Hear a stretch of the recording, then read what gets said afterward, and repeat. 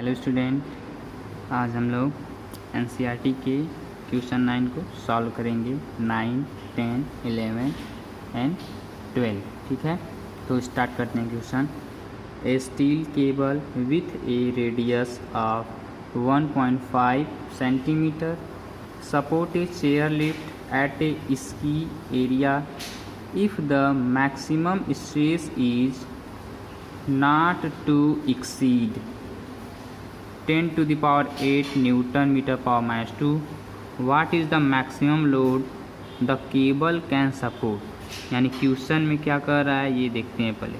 एक steel cable है, उसका रेडियस कितना है 1.5 सेंटीमीटर और वो किसको चेयर लिफ्ट को सपोर्ट किया हुआ है। ठीक है, एट ए इसकी एरिया पे। ठीक है, इफ़ द मैक्सिमम लोड यानी जो लोड है यानी भार जो फोर्स है पर यूनिट एरिया पे, यानी वो क्या है स्ट्रेस, वो मैक्सिमम है, मैक्सिमम स्ट्रेस। और इसको हम कितना नहीं बढ़ा सकते, not to exceed 10 to the power 8 newton, यानी इससे ज़्यादा हम नहीं कर सकते। यानी मैक्सिमम स्ट्रेस इतना है तो मैक्सिमम लोड कितना होगा जो केबल सपोर्ट कर पाएगा, यानी बिना टूटे हुए। तो ये क्या है मैक्सिमम स्ट्रेस, तो वो क्या हो जाएगा ब्रेकिंग स्ट्रेस। तो वही क्या होगा वो जो देखिए, अब स्ट्रेस क्या होता है, स्ट्रेस यानी maximum stress, maximum stress, stress equal to क्या होता है फोर्स अपॉन एरिया, तो वो मैक्सिमम फोर्स हो जाएगा, मैक्सिमम फोर्स।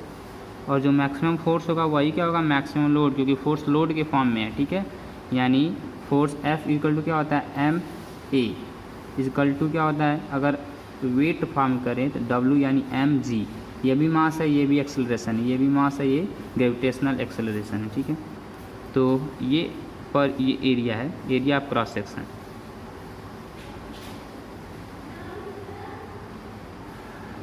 ठीक है, तो हमें क्या फाइंड करना है मैक्सिमम फोर्स या maximum load. Then maximum load यानी यहाँ से कर दे maximum load, maximum load equal to maximum load equal to maximum stress, maximum stress into area of cross section, यानी एक कर दे रहे हैं। ठीक है, एरिया ऑफ क्रॉस सेक्शन। तो मैक्सिमम स्ट्रेस कितना दिया है 10 to the power 8, 10 to the power 8 newton metre power minus 2। Area हमें क्या, area equal to pi r square. Cable है तो केबल सिलेंडर के फॉर्म में होगा, यानी इस तरह से होगा। ठीक है, ये केबल, तो एरिया क्रॉस सेक्शन इसका दिया है, तो एरिया क्रॉस सेक्शन यानी पाई आर स्क्वायर होता है, यानी ये सर्कल है यही एरिया क्रॉस सेक्शन होता है। तो सर्कल का क्या होता है पाई आर स्क्वायर, पाई का value 3.14 into r square. R कितना दिया रेडियस 1.5 सेंटीमीटर, सेंटीमीटर है तो मीटर में चेंज कर देंगे, तो 1.5 into 10 to the power minus 2 metre square. ठीक है, तो इसको सॉल्व करेंगे तो 10 to the power 8 newton metre power minus 2 into 3.14 into 2.25 into 10 to the power minus 4 ना हो जाएगा। और इसको सॉल्व करेंगे तो क्या आ जाएगा 7 into 0.65 into 10 to the power 4 हो जाएगा। ठीक है, यही आंसर रहेगा। और लोड का यूनिट क्या होता है न्यूटन। ठीक है, and question number 10, a rigid bar of mass 15 kg is supported symmetrically by 3 wires is 2 metre long. Those at determine the ratio of their diameter if each is to have the same tension.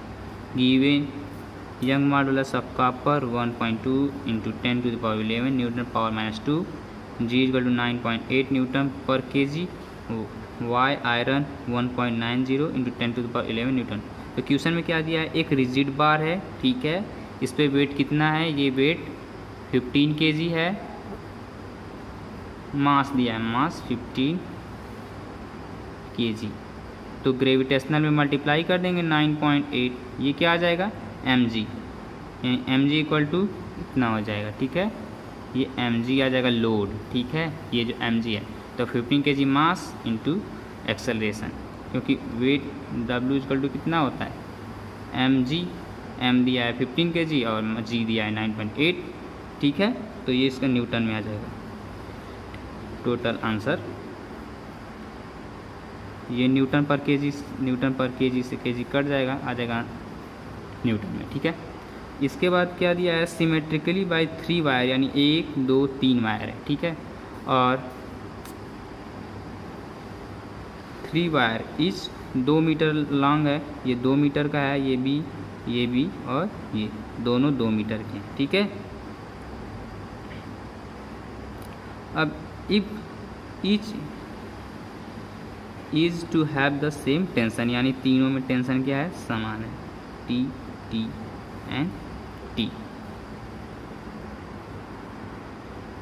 हाँ, तो एक question में छूट गया है, यहाँ पे लिखना भूल गए हैं कि जो दोनों यहाँ पे जो इंड वाले वायर हैं वो किसके हैं, कॉपर वायर हैं, ठीक है, ये कॉपर वायर है और ये भी कॉपर है और बीच वाला जो है आयरन का है, ठीक है। तो ये यहाँ पे भूल गए हैं तो उसको देख लेना आप एनसीईआरटी बुक में।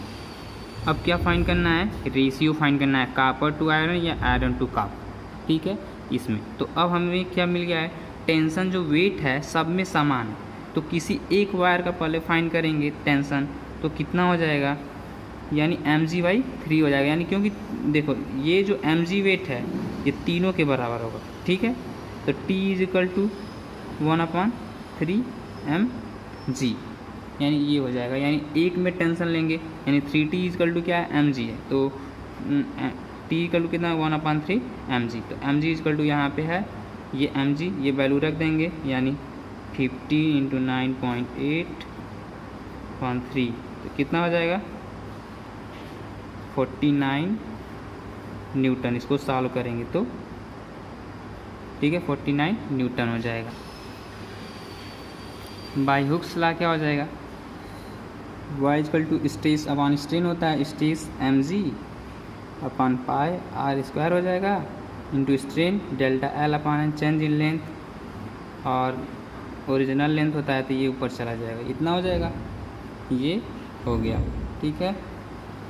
अब यानी अगर हम जानते हैं रिलेशन r इक्वल टू कितना होता है d/2, ठीक है, तो हमें डायमीटर के फॉर्म में करना है, तो r इक्वल टू d/2 कर देंगे यहाँ पे, तो यहाँ पे वैल्यू पुट कर देंगे, तो यंग मॉडुलस क्या हो जाएगा mg, ठीक है, mg/L और d² ये पाई रहेगा, इसका करेंगे r की जगह वैल्यू पुट करेंगे, तो d² नीचे आएगा 2 2 जा 4 हो जाएगा, तो यानी ये 4 ऊपर चला जाएगा डेल्टा L।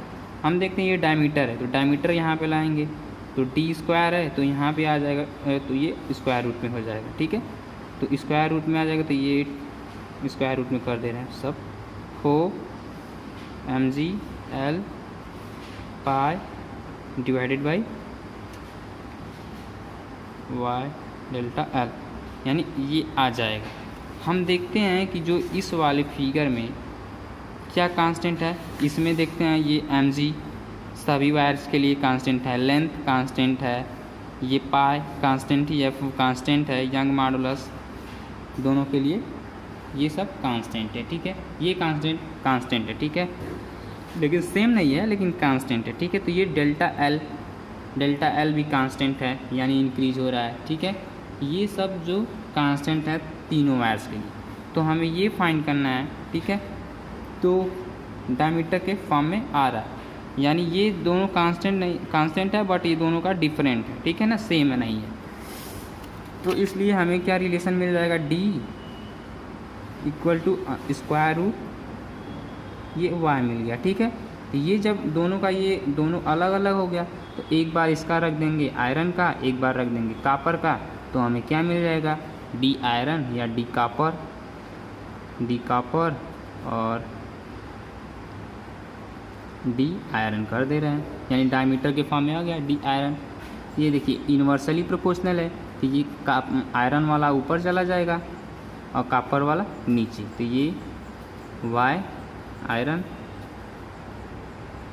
और नीचे कितना आ जाएगा, वाई कापर, ठीक है। तो जो वैल्यू उसमें रखेंगे दोनों का, वाई आयरन का कितना दिया है 1.9 × 10⁻11, ठीक है। ये वैल्यू पुट कर देंगे 1.9 × 10⁻11 और ये 1.20 × 10⁻11। इसको सॉल्व करेंगे तो क्या आ जाएगा, √19 / 22 और इस पर सॉल्व करेंगे तो 1.258 आ जाएगा, ठीक है। तो ये आंसर